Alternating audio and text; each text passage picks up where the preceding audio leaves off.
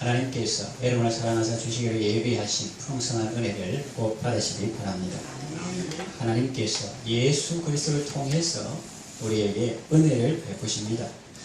하나님의 사랑은 예수 그리스도의 은혜를 통해서 우리에게 나타났고 그것을 계속적으로 우리에게 효력 있게 적용시키는 분이 바로 성령님이십니다. 이것은 설교자들이 설교 후에 하는 축복의 내용이기도 합니다. 이 시간에는 하나님께서 우리 주 예수 그리스도를 통해서 우리에게 주시는 은혜가 무엇인지 살펴보겠습니다. 그것이 무엇입니까? 첫째로 그리스도의 부요가 성도의 것이 되었습니다. 그리스도의 부요는 어떤 것입니까? 사람들은 로마에 있는 성 베드로 대성당을 떠올릴 수 있습니다. 저는 하나님의 은혜로 또 여러분의 기도 가운데 그곳을 관람할 기회가 있었는데 건물이 아주 웅장하게 지어졌습니다. 그리고 그 벽과 천장 아주 화려하고 아름답게 꾸며져 있습니다. 그러나 그것은 그리스도의 부요와는 거리가 멉니다. 그것은 그리스도의 부요라기보다는 세상 제국주의의 모습을 드러내고 있습니다. 물론 그 속에는 신앙적인 작품도 있고 성도들의 순수한 헌신도 없지는 않을 것입니다. 그러나 우리는 세계 역사를 통해서 그 성당을 짓기 위해서 어떤 일이 일어났는지 잘 알고 있습니다. 교황청은 그 성당을 짓기 위해서 면죄부를 판매하고 거짓 교리를 만들고 부를 축적했습니다. 그래서 토마스 아퀴나스는 이렇게 말했습니다. 사도행전에 나오는 교회는 은과 금은 없었지만 나사렛 예수 그리스도의 이름은 있었다. 그런데 오늘날의 교회는 은도 있고 금도 있지만 나사렛 예수 그리스도의 이름은 없다. 그런 말을 했습니다. 그래서 성경으로 돌아가자 하는 말이 생겼고 개혁교회가 생겨난 것입니다. 프로테스탄트 교회를 구교에서 로마교에서 큰 집에서 나온 작은 집이다 그렇게 말하는데 실상은 큰 집에서 나온 작은 집이 아니고 로마 교회가 본래 고대 교회의 초대교회, 성경의 교회 그 원류에서 세월이 지남에 따라 이탈함에 따라서 다시 본래 교회로 성경계로 돌아온 것입니다. 로마 가톨릭 교회에 변질되었던 거죠. 미신적이고 우상 숭배적인 모습으로 변질되니까 본래의 성경의 모습대로 하나님 중심, 말씀 중심으로 돌아온 것입니다. 자, 그러면 성 베드로 대성당 같은 그런 것이 그리스도의 부요가 아니라면은 그러면 그리스도의 부요는 어떤 모습으로 어떤 성격의 것인가? 그리스도의 부요는 세상의 것을 탈취해서 얻은 부요가 아니라 온 세상을 부요케 하는 하나님의 부요입니다. 성경에 나온 바 한 주께서 모든 사람의 주가 되사 그를 부르는 모든 자들에게 부요하시도다 그랬습니다. 나 하나님 믿는데 니까지 믿어가 주여 주여 부르면 주의 실력이 딸린다 그런 게 아니에요. 우리 한국 사람이 예수를 믿는데 일본 사람, 아프리카 사람 너도 믿으면 주의 능력이 감소된다 그런 게 아니에요. 한 주께서 모든 사람의 주가 되사 그를 부르는 모든 사람에게 부요하시도다 그랬습니다. 그리고 누구든지 주의 이름을 부르는 자는 구원을 받으리라고 했습니다. 이 그리스도의 부요는 다른 존재들을 살리고 복되게 하는 부요입니다.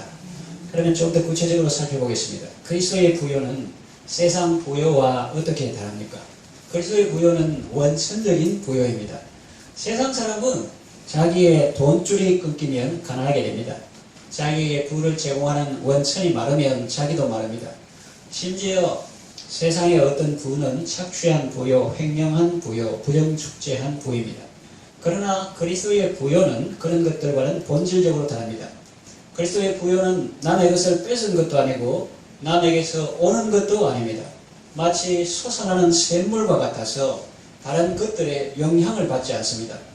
그러므로 여러분 세상 부자 의지하는 것보다 하나님을 의지하는 것이 훨씬 더 안전하고 효과적입니다. 그리스도의 부요는 또 창조적인 부요입니다. 우리 교회 남상교 집사님 보리수 밭에 가서 보리수를 수확한 적이 있습니다. 몇 사람이 갔는데 열매가 얼마나 많이 달렸던지 여러 시간을 땄는데도 계속 많이 달려 있었습니다. 살았다는 표시도 잘 안 났습니다. 하나님의 생명의 역사는 크고 놀랍다는 것을 잠시 체험했습니다. 코로나 때문에 살기가 어렵다 합니다. 그렇습니다. 취업하기가 어렵고 돈 벌기가 쉽지 않습니다. 그러나 밭에 나가서 하나님의 생명세계를 보면 하나님의 부요함을 느낄 수가 있습니다. 호박 넝쿨이 뻗어가는 것, 고구마 줄기가 뻗어가는 것, 땅 속에서 뿌리 열매가 자라는 것, 땅 위에서 나무의 열매, 과실이 자라는 것을 보면 정말 신기합니다. 사도행전에 나오는 말씀과 같이 하나님은 만민에게 생명과 호흡과 만물을 친히 주시는 분이십니다. 뭐 다른 누구에게 받아가 주는 게 아니고 친히 만민에게, 흑인, 백인, 황인, 아프리카, 아시아, 유럽 만민에게 친히 만물과 생명과 호흡을 친히 주시는 분입니다. 그리고 그리스도의 부요는 광범위한 부요입니다. 시편 24편 1절에 땅과 거기에 충만한 것과 세계와 그 가운데 가는 자가 다 여호와의 것이라고 했습니다. 그리고 주의 부요가 땅에 가득합니다. 그리스도의 부요를 누리시기 바랍니다. 그 방법 중에 하나가 기도인데 그 그리스도의 부요를 잘 활용하는 것이 중요합니다. 그리스도의 모든 것이 다 우리의 것입니다. 기도함으로 그리스도의 부요를 잘 활용하시고 그리스도 안에서 참된 궁핍감이 없는 그런 삶을 살아가시기를 바랍니다. 육적인 것만 아니라 물질적인 것만 아니라 영적인 것도 마찬가지입니다. 포도나무 가지가 나무에 붙어 있듯이 여러분도 그리스도와 연합함으로 그리스도의 풍성함을 누리시기 바랍니다. 포도나무 가지가 포도나무 원뭉치를 보니까 너무 시원찮다. 경상도 말은. 저기 얇게 생겨가지고 화목으로도 서지도 못하고 삐뚤빼뚤하게 생겨서 힘도 없고 나 이거 답답해 못 있겠다 하면서 탁 떨어가지고 옆에 보니까 억수로 크고 뻣뻣하고 잘생긴 거 있어. 뭡니까? 억수로 튼튼하고 둥글고 키가 한 10m 되고 튼튼하게 있어요. 뭡니까? 시멘트로 된 전봇대. 예. 그래 포도나무가 아니가 나 이어 있다가는 이어 가야 되겠다 하고 전봇대에 칭칭 감고 있으면은 열매를 많이 맺을 수 있습니까? 없습니까? 없습니다. 그 맞아 떨어집니다. 그리고 예수님께서 그런 비유를 사람들은 공중에 척 끊기가 있는 나무를 생각지도 못하면서 자기의 삶은 그렇게 살 수 있다는 거죠. 삶은 주님에게 끊어져서 뭐 할 줄로. 주님께서 말했습니다. 나무에 붙어있지 않으면 절로 맺을 수 없을 것이 나를 떠나서는 너희가 아무것도 할 수 없습니다. 따라합시다. 아무것도 할 수 없다. 못 받아야 됩니다. 아무것도 할 수 없기는 내가 밥도 먹고 잠도 자고 하는데요. 그거는 먹고 마시는 자연인의 삶을 살 수 있어도 성도로서의 하나님 자녀로서의 사랑하고 기도하고 천국 생활하는 그런 것은 아무것도 할 수 없고 아무 열매도 맺을 수 없다 하는 것입니다. 부족함이 없다. 그것만 좋아할 게 아니라 앞에 거 여호와는 나의 목자시니 거기도 초점을 맞춰야 되고 또 원하는 대로 구하라 무엇이든지 이루리라 하면 거기에만 초점을 맞출 것이 아니라 앞에 말에 초점을 맞춰야 되는 거. 앞에 뭐라고 나옵니까? 너희가 내 안에 거하고 내 말이 너희 안에 거하며. 그 여기서도 우리가 포도나무 가지가 나무에 붙어 있듯이 여러분들도 그리스도와 연합함으로 그리스도의 풍성함을 누리시기 바랍니다. 그래서 잠언 31장에 나오는 현숙한 여인처럼 그리스도의 신부로서 세상 만물을 잘 관리하시기를 바랍니다. 두 번째, 우리 주 예수 그리스도의 은혜는 무엇입니까? 그리스도의 권세가 성도의 것이 되었습니다. 예수님의 권세는 어느 정도입니까? 예수님은 말씀하셨습니다. 하나님 아버지께서 하늘과 땅의 모든 권세를 내게 주셨다고 말씀했습니다. 그러므로 하늘과 땅의 모든 권세는 다 그리스도께 속한 것이요 다 그리스도의 것입니다. 그는 땅의 왕들을 세우기도 하시고 패하기도 하십니다. 바람과 바다도 잔잔케 하십니다. 병을 고치시고 죽은 자도 살리십니다.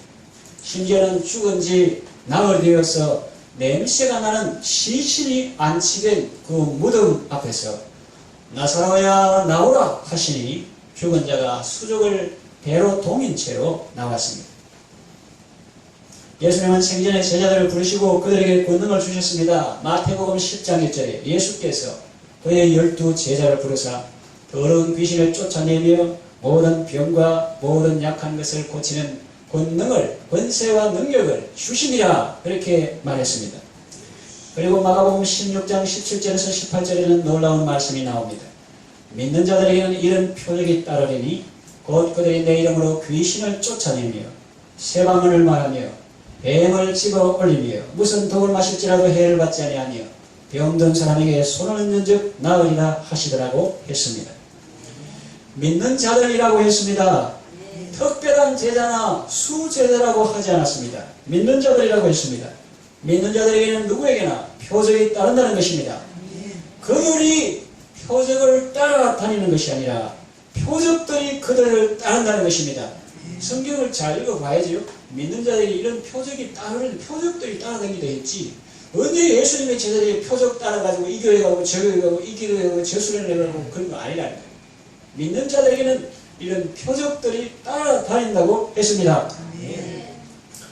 우리는 사도행전을 통해서 사도들이 온 천하에 다니며 만민에게 복음을 전파하는 것을 봅니다. 그럴 때 믿고 세례를 받고 구원을 받는 사람들이 있고 믿지 않는 사람도 있습니다. 믿는 자들에게 표적이 따르는 것을 봅니다. 그 예수님의 그 복음서의 말씀이 사도행전에 그대로 이루어진 것을 우리는 보는 거죠. 그래서 그들에게 어떤 표적이 따릅니까? 제자들이 귀신을 쫓아냅니다. 새 방언을 말합니다. 외국으로 하나님의 큰 일을 말합니다. 사도 바울이 전도하다가 몰타 성에 성경에는 멜리데 이렇게 되어 있는데 지금 몰타 성입니다. 있을 때 독사가 그의 손을 물었으나 그는 상하거나 죽지 않았습니다. 그 섬에서 가장 높은 사람 보글리오가 바울 일행을 사흘이나 친절히 머물게 했는데 그의 부친이 열병과 이질에 걸려 누워 있었습니다. 바울이 들어가서 기도하고 그에게 안수하여 낫게 했습니다. 소문이 퍼져 섬 가운데 다른 병든 사람들도 와서 고침을 받았습니다. 사도행전을 보면 이런 내용이 많이 나옵니다. 심지어 바울의 손수건이나 앞치마를 가져다가 병든 자 위에 놓으면 낫는 일도 있었습니다. 중요한 사실은 이 약속이 사도들에게만 국한된 것이 아니라는 것입니다. 믿는 자는 누구에게든지 이런 권세를 주셨습니다. 다시 말하면 사도행전은 아직 끝나지 않았다는 말입니다. 사도들을 통해서 역사하셨던 주님은 21세기를 살아가는 믿는 자들, 곧 저와 여러분들을 통해서 계속 역사하고 계십니다. 그러니 여러분, 예수님의 권세로 귀신을 쫓아내시기 바랍니다. 이 말을 1.1도 자기 마음대로 하지 말고 성경 나오면 그대로 해야 돼요. 예수님의 권세로 귀신을 쫓아야 되지 자기 이름으로 하면 귀신이 달려듭니다. 성경에 나와요. 예수로 알고 바울도 내가 하는데 너는 누구냐 하면서 귀신이 그 사람에게 달려들어가지고 그 사람이 호탁 벗고 이렇게 도망가는 그런 내용이 나옵니다. 내 권세 100가 안 됩니다. 몇 푼 안 됩니다. 예수님 권세는 내 권세, 예수님의 권세로 귀신을 쫓아내시기를 바랍니다. 새 방언을 말하시기 바랍니다. 따라합시다. 말투가 달라졌다. 말이 달라졌다. 그래 하고 싶습니까? 이런 사람 멋있습니까? 내 버릇은 성경도 못 고쳐. 이런 사람 멋있습니까, 여러분? 난 어릴 때부터 내 그래 말했기 때문에 내 말을 몇 가지 하지 마라. 내 이거는 성경도 못 고쳐. 이거 멋있습니까? 안 멋있죠? 말투가 달라지시기 바랍니다. 그럼 누가 하냐고요? 예수님의 권세로 새 방언을 말하게 되는 거예요. 외국어로 하나님의 큰 일을 말하시고 또 영어로 하나님께 기도하시고 또 아름답고 부드러운 천국 방언으로 말이 달라지시기를 바랍니다. 빨리 말했는데 이 외국어 그런 거는 사도행전 2장에 나오는 오순절 성경 말인데 이 사람들이 그냥 유대인인데 각국 방언으로 막 갑자기 막 말이 나. 성령님께서 하시게 하면 바벨탑 반대의 역사가 일어나는 것입니다. 바벨탑 사타가 막 사람들이 언어가 달라지고 그 달라진 언어가 성령 안에서 회복돼가지고 이 맨날 한국말 쓰는 사람들 급할 때는 성령님께서 외국어로 말하게 하셔가지고 그 사람들도 예수님을 알게 하시는 것입니다. 이거는 횡적 방언을 할 수 있고 또 종적 방언은 영어로 하나님께 기도하는 거예요. 보통 요즘 사람들이 방언한다 하는 사람들도 모르고 귀신도 모르고 마귀도 모르고 하나님만 하는 그 방언하는 기도. 그래서 이 말이 달라지고 새 방언 그 다음에 같은 한국말인데 아름답고 부드러운 친구 사랑합니다 축복합니다 미고사 미안합니다 고맙습니다 이거는 같은 한국말인데 이것은 영적인 말이다. 전에는 육적 말, 10원짜리, 육두문자 이런 것인데 이제는 영적인 말을 하는 거예요. 그래서 횡적 방언도 하시고 종적 방언도 하시고 영적 방언도 하시고 긍정의 말, 축복의 말, 믿음의 말 하시고 또 뱀을 집어려고 무슨 해를 받지 않는 이것은 이 세상의 모든 해악, 코비드19 또 여러가지 바이러스, 그 죄악 탐욕 바이러스 이런 여러가지 모든 해악과 질병과 오염에서 예수님의 이름과 권세라는 그늘 아래로 피하셔서 그 해를 받지 않고 건강한 삶을 살아가시기를 바랍니다. 아멘. 예수님의 이름으로 병든 자를 위해서 기도하시기를 바랍니다. 그래서 그 영혼을 사랑하는 마음, 예수님의 이름으로 참된 외과 의사가 되시고 치료자가 되시고 내적 치료자가 되신 우리의 모든 저주와 질병을 다 짊어지신 채찍의 맞음으로 우리가 나음을 입게 하신 그 예수님의 이름으로 기도하시기를 바랍니다. 교회의 질서와 덕스러운 신앙생활을 위해서 아무에게나 안수하는 것은 삼가는 것이 좋습니다만은 그러나 자신에게나 자기 자녀를 위해서 기도할 때는 안수하여 기도하시기를 바랍니다. 그리스도의 권세는 성도의 권세가 되었음을 알고 그리스도의 사람이 되고 그리스도의 권세로 승리하는 여러분 되시기를 바랍니다. 아멘. 세 번째, 우리 주 예수 그리스도의 은혜는 어떤 은혜인가? 그리스도의 기쁨이 성도의 것이 되었습니다. 먼저 그리스도는 성도를 기뻐하십니다. 어떤 분이 기도하면서 주님께 이렇게 고백했습니다. 주님, 저는 주님 없이는 살 수가 없습니다. 그때 마음으로 감동이 오는데 마치 주님이 말씀하신 것 같았습니다. 나도 그렇단다. 할머니와 손녀의 경우를 예로 들면 쉽게 이해할 수 있습니다. 손녀는 할머니 없이는 사이가 되기 어렵습니다. 부모가 출근하면 어린 소녀는 큰 집에서 혼자 살 수 없습니다. 언제나 할머니의 도움이 필요합니다. 그리고 그 할머니도 손녀가 없으면 살아가기 어렵습니다. 할머니가 손주들을 얼마나 사랑합니까? 손녀들 기다리고 보는 낙으로 산다 해도 지나친 말이 아닙니다. 그러나 그 할머니의 사랑도 그리스도의 사랑에 비할 수는 없습니다. 그리스도는 성도를 얼마나 사랑하십니까? 이 세상에 많고 많은 사람들이 살아가지만 그리스도는 오직 나 한 사람만 있는 것처럼 그렇게 나를 사랑해 주십니다. 그가 너로 인하여 기쁨을 이기지 못하시며 너를 잠잠히 사랑하시며 즐거이 부르며 기뻐하시리라. 그렇게 말했습니다. 그리스도는 성도를 사랑하시고 또 그리스도는 자신의 기쁨을 성도에게 주십니다. 사람들의 기쁨은 유한하고 제한적입니다. 이발을 하면 하루 기분이 좋고 목욕을 하면 이틀 기분 좋고 새 옷을 사면 한 주가 즐겁고 새 집을 사면 한 달이 즐겁고 결혼을 하면 3년이 즐겁다 뭐 이런 식입니다. 물론 이 광야 같은 세상을 살아가면서 일상에 살면서 소소한 기쁨을 누리는 것은 좋은 일입니다. 악한 사람들은 남을 괴롭히는 것을 즐거워합니다. 그것은 악취미입니다. 남을 괴롭히는 것을 즐거워하는 것은 사탄마귀가 하는 짓입니다. 그 즐거움은 가짜 즐거움이요 악한 즐거움입니다.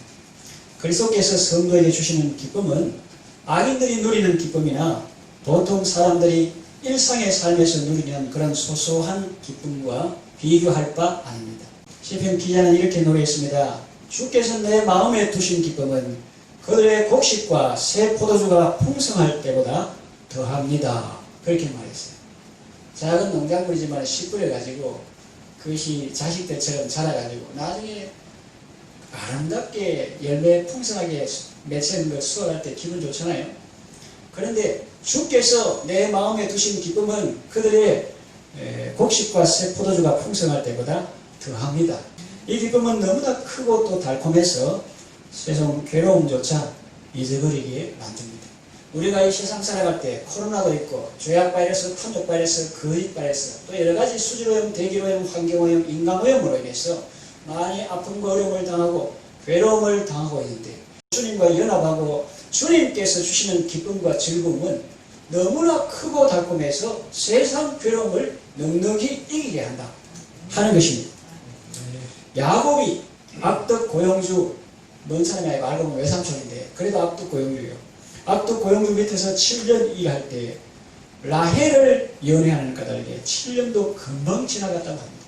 라헬이 야곱에게 주는 기쁨보다 주님이 성도에게 주는 기쁨은 더 큽니다.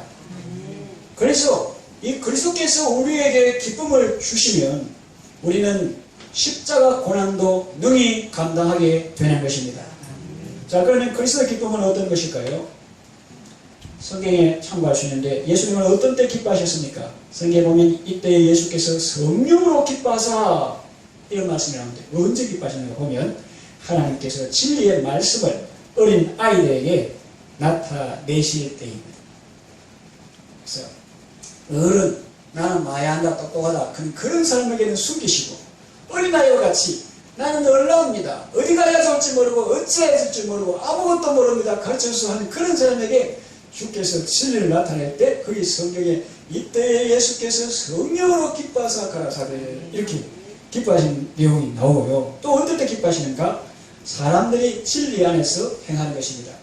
내가 내 자녀들이 진리 안에서 행한다 함을 듣는 것보다 더 즐거움이 없도다.